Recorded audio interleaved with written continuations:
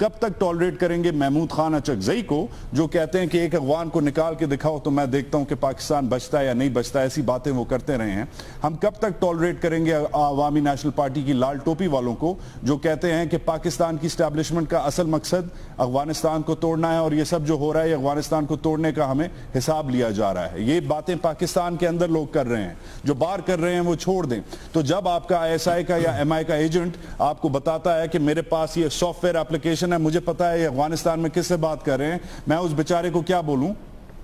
میں اسے کیا بولوں کہ اچھا ویل ڈن شاباش تھینک یو. ٹریننگ سینٹر پر حملے کی حبیب اکرم صاحب بھی ہمارے ساتھ موجود ہیں, وجاہت سعید بھی ہمارے ساتھ موجود ہیں. وجاہت, آپ سے یہ سوال ہے, ہم اگر مجموعی طور پر خطے کے امن و امان کی صورتحال پر بات کی جائے تو افغانستان کا مسئلہ ہو, پاکستان کا ہو یا انڈیا کا ہو, جب تک پولیٹیکل لیول پر سب ساتھ نہیں ایک ٹیبل پر نہیں بیٹھیں گے تب تک صورتحال کا حل نہیں نکلتا. لیکن آپ کے بھی علم میں ہوگا کہ سارک کانفرنس جو ہے اگر اس پر ہی ایک ٹیبل پر کوئی ملک ساتھ نہیں بیٹھے گا تو امن و امان کی صورتحال پر کس طرح سے ڈسکشن کھل سکتی ہے؟ I don't know کیسے ہوگی, کیونکہ انہیں تو obviously شرم نہیں آ رہی نا دوسری سائیڈ والوں کو کہ پاکستان کو آئسولیٹ کرنے کی باتیں جو چل رہی ہیں, پاکستان کو امبیرس کرنے کی باتیں چل رہی ہیں. وہ تو دھوم دھام سے اپنی 56 انچ کی چھاتی پھاڑ کے کہتے ہیں کہ میں پاکستان کے ساتھ یہ کر دوں گا, 71 میں ہم نے یہ کیا تھا, اب دیکھو کیا ہوتا ہے. مطلب آپ ٹھیک ہے بڑی مہذب قوم ہے, بڑی آپ پائندہ قوم ہے, مگر یہ اب لڑائی شروع ہو گئی ہے تو پھر اس لڑائی کا قرض چکائیں. آپ دیکھیں, میں نام نہیں لوں گا بٹ موٹی موٹی ایک قصہ سناؤں گا. حال ہی میں ایک سینئر اہلکار نے ایک سینئر وزیر کے پاس جا کے ایک ڈاکیومنٹ رکھا اور یہ وفاقی وزیر تھا, اور جا کے اس ڈاکیومنٹ میں عثمان ترکائی جو سینیٹر ہیں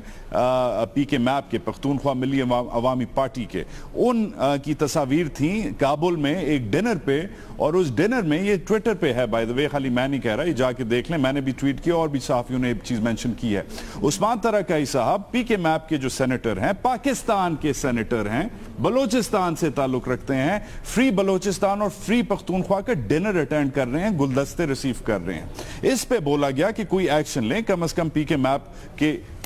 سلیپ آن دا ریسٹ کریں کہ کیا کر رہے ہو تم لوگ, what are you guys up to? سناٹا, nothing. تو جب یہ ہم خود